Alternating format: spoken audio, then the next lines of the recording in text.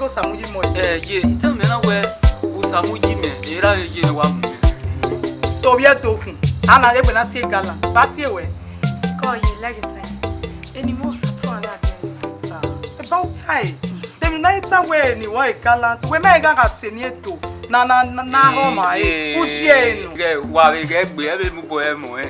We manore na maga ila skune. Ai fie ni wori e. Enu time na. O e mi no gba wa la wo. Wa ga eni eto na wa wo eni. Wa ga ta mo ma wo ma mi wa. Ma la wo. Na ya atu ye do mu. Ya ge eni eto wi. Wa la wo ma. We se ye. O kojo. Eni eto ma. Uma na atu eni eto we. Aya ri oja. No te we jo bonwe. No te obi edo. We ya mu galanti we mi na no. O ma na ono ino we. E ja ni ogu we ri o. De tu ta ma me pa ni we ge eni me ino we. Da eni ra bo yo kere. What a galanti. Aya ri oja. La wo mo. Kojo. Ko we se. Wa te wa la o. Wa ti ebe o. Ebe ma. Ya ri e la wa ma ya gba mesa. O ma imi are latiana ko. Baba yi o. Ko.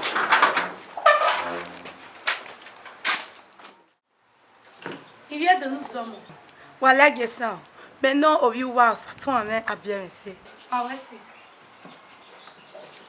Il vient de nous sommes. Voilà mon goût. Maintenant au vieux wow, et vas-y gbe nous viagamo. Ah ouais c'est. Il vient de nous sommes. Voilà Gessan. Maintenant au vieux wow, au Sarugwe, nous venons regarder. Ah ouais c'est. Il vient de nous sommes. Voilà loke. Enimo e uwaizoka owie iyo uwagi. Awe se. Il vient de nous sommes. Voilà lou.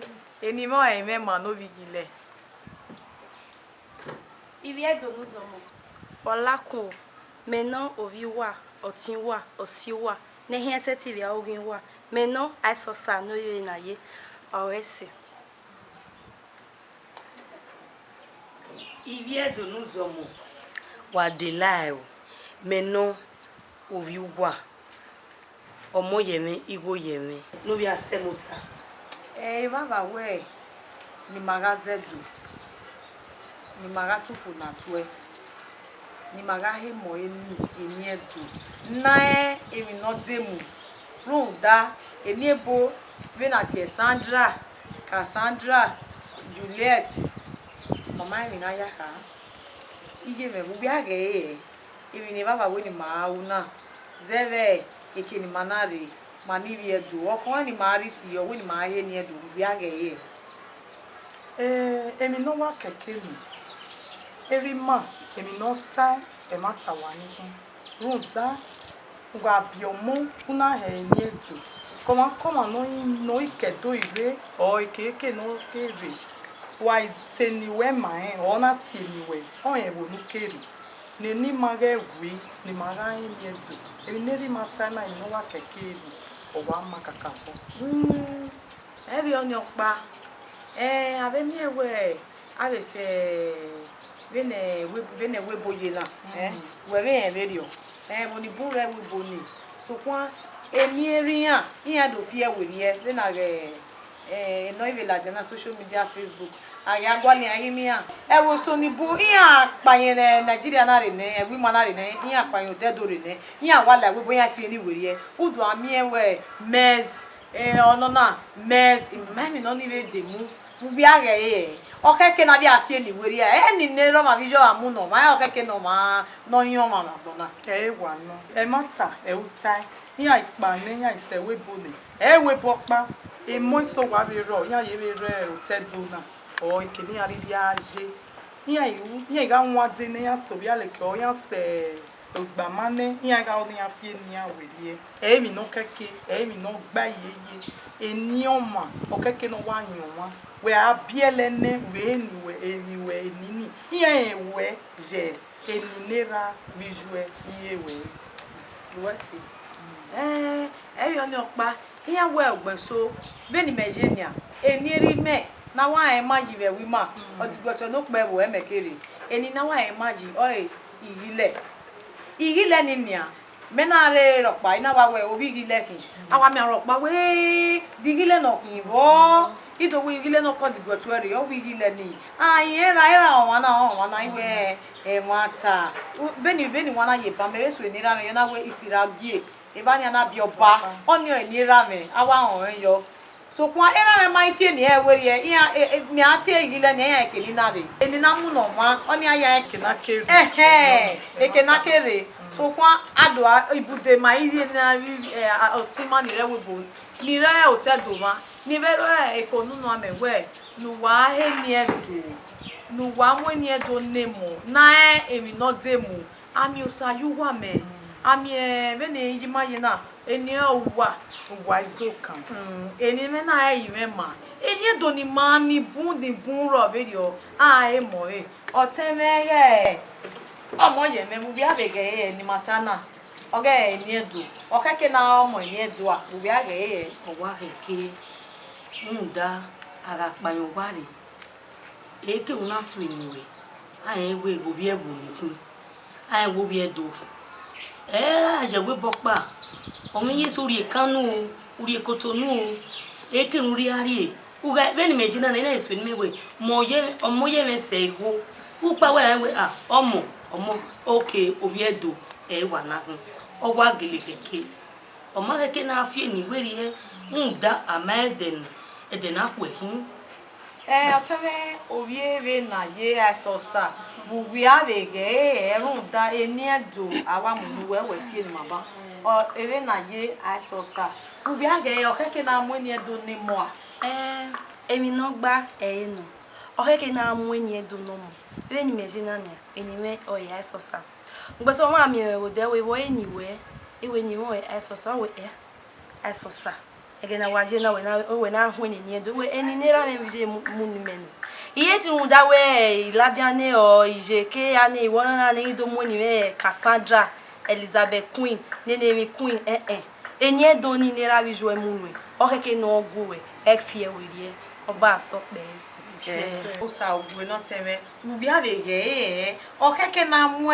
eni edo ne mo a bielene wesi o teme emi no gba enu na ga mu eni edo ne mo bege na jena eni edo o heke na mu ne mo ruda iri edo eimahi ekenariri se emaya enwe edo eimakere eni bo ma o sokpa eni edo ni ugega okawo no ahio moe obi mege leba seba wo be ni me rejo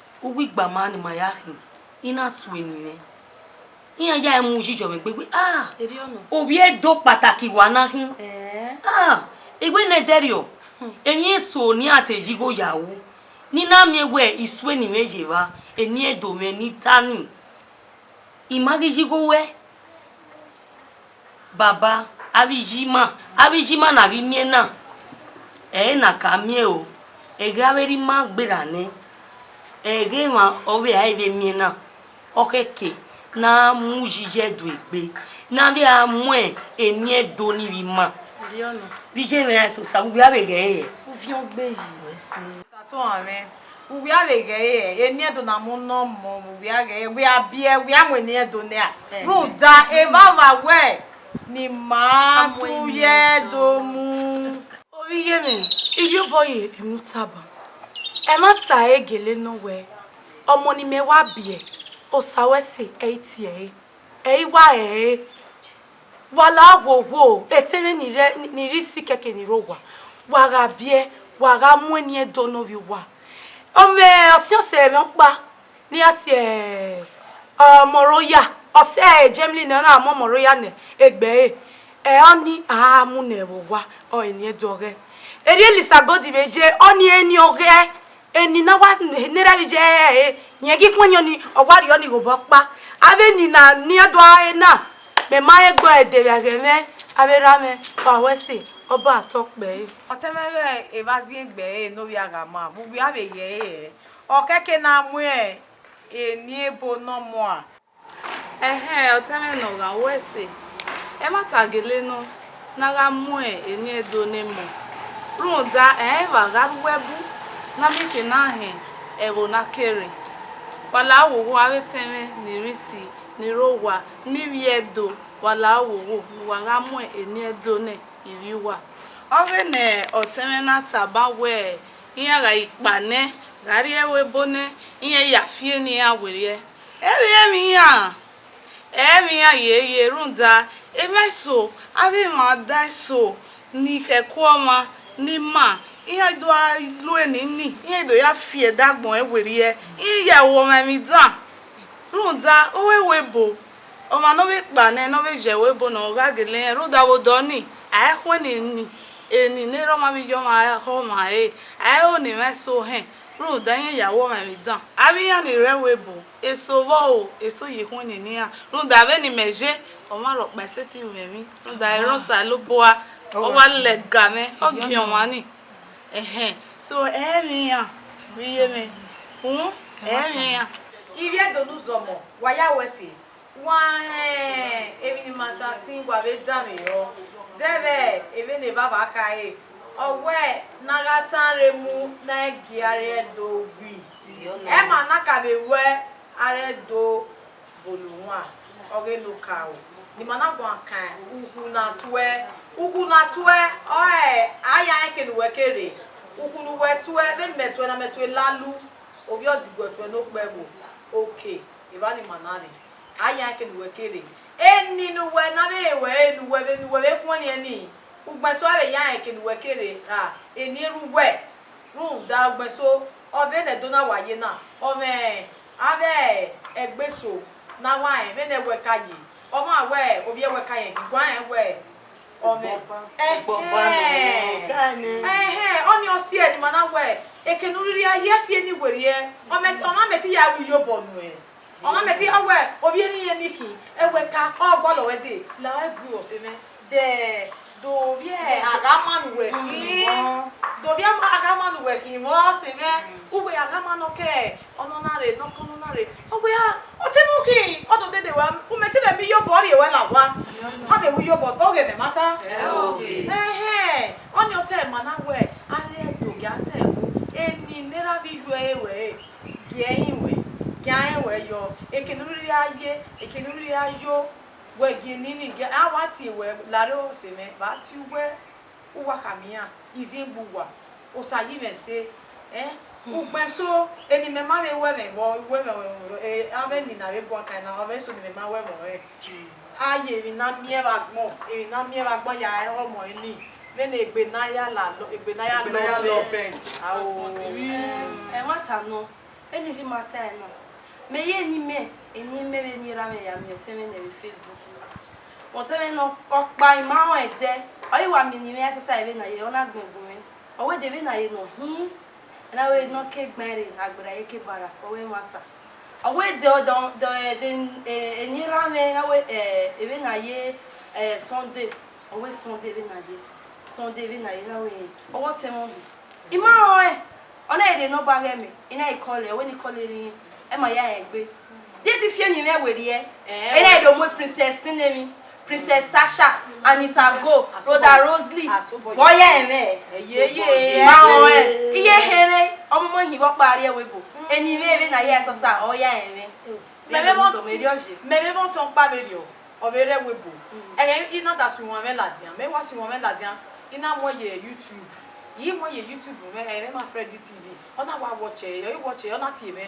owe obi odigbotu odobi odigbotu no kin na we live o odigbotu pa no re ovia noticed agradigi eba ni menare owe dobi o maniki na wo bigile owo temokin na we otun me kin owe emi ni oteme na ya ni igogun me iwon me ni ona bo ni be bi okin ona gun me kin o igo no kin wona le gun me oteme ni ani mekana iye iwe ka mewo ni amunu na mewe otin na kin o otin na kin boss ye runde ni ra me ni lelegbe ma fi an wa ni bun ibege iwu na me YouTube ya te ni oda fun me no ri me yowa ibe te ni ra me no bi me ba runda iyan odo ma we ni ra me no wa wi imati ni ra me ba ke ni kere runda ya odo Era mo ye bien me. Okay, mata.